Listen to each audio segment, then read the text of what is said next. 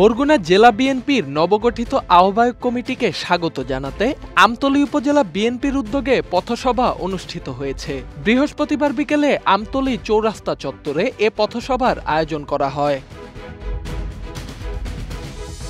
পথসভায় সভাপতিত্ব করেন উপজেলা বিএনপির সিনিয়র যুগ্ম আহ্বায়ক জহিরুল ইসলাম মামুন। সঞ্চালনা করেন উপজেলা বিএনপির সদস্য সচিব তুহিন মৃধা। অনুষ্ঠানে প্রধান অতিথি ছিলেন জেলা বিএনপির নবনির্বাচিত আহ্বায়ক নজরুল ইসলাম মোল্লা। বিশেষ অতিথি ছিলেন সদস্য সচিব হুমায়ুন হাসান শাহিন ও যুগ্ম আহ্বায়ক ফজলুল হক মাস্টার। বক্তব্যে বিএনপি নেতারা বলেন, ভেদাভেদ ভুলে খালেদা জিয়া ও তারেক রহমানের নেতৃত্বে সংগঠনকে আরো শক্তিশালী করতে হবে। পাশাপাশি ধর্মকে ব্যবহার করে অপপ্রচার চালানোয় বাংলাদেশ জামায়াতে ইসলামীর সমালোচনা করেন তারা। আজকে যদি হাত পাখায়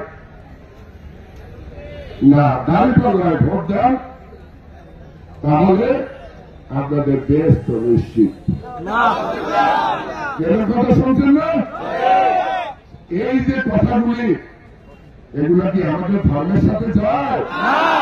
পথসভায় জেলা বিএনপির আওতাধীন উপজেলা, পৌরসভা ও ইউনিয়ন বিএনপি এবং যুব দল, স্বেচ্ছাসেবক দল, ছাত্রদল, শ্রমিক দল, কৃষক দল ও মহিলা দল সহ অঙ্গ ও সহযোগী সংগঠনের হাজারো নেতাকর্মী অংশ নেন। পরে বরগুনা প্রেস ক্লাব চত্বরে আয়োজিত এক বিশাল সমাবেশে বক্তব্য রাখেন জেলা বিএনপির নবনির্বাচিত নেতারা। Dhaka express news desk.